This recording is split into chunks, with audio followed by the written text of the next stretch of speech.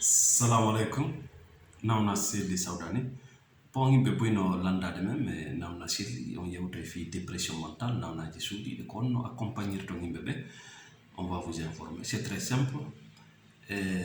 Nous le ko ndergol la menen ko wiete consultation parlant, c'est-à-dire qu'on de otigi noddata men mais yewtida otigi fiyo men wawu identifiude dépression makko stress makko andi kamen do fayda andaka film moƴƴa ko ɗum waɗi simɓe no dogude ɓawo moccoɓe no dogude ɓawo docteur mais en réalité le problème se trouve dans nos pensées, c'est-à-dire ko nawnare wona haɓetede. On ne peut pas combattre une pensée qui surgit dans notre tête, qui change notre façon de se comporter. Ndikugongol fou, c'est de comprendre que la pensée est neutre. Quand on y a tout de millions, on voit dans image. Il y a une image, on a dans action. Donc, mocho on habayouni, docteur on habayouni, n'a pas habité. Il suffit juste de comprendre que c'est une pensée qui a réussi à changer votre façon de voir le monde et automatiquement tu peux remplacer cette pensée par une autre pensée.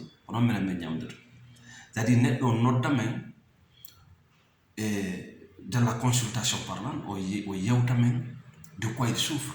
Automatiquement, mais mon classe, trouble ma personnalité ou mais trouble du gonoton, il démarre inde.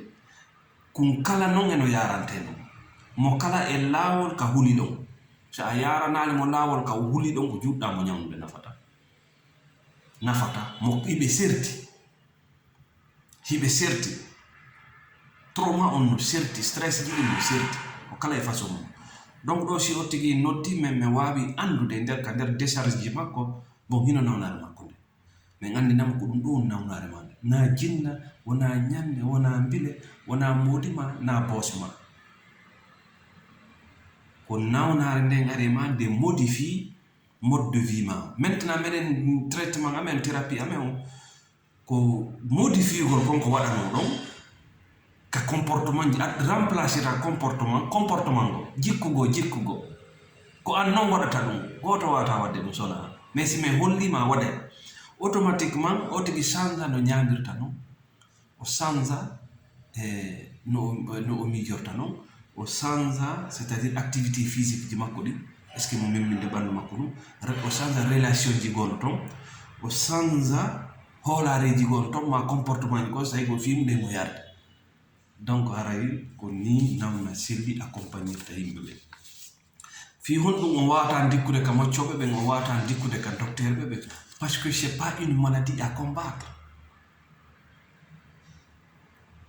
Wona physique wona ko arata yana e mum waɗa antibactérie cortocartaji non lekkele ko ɓe jonnata on fou c'est pour produire des hormones qui peuvent vous accompagner pour un tout petit temps, mais en réalité la personne qui est malade a juste besoin d'être compris, d'être écouté, d'être accompagné. Donc avec ko yewtuno nde ɗo yewtere ko Nauna Sidi Saudani.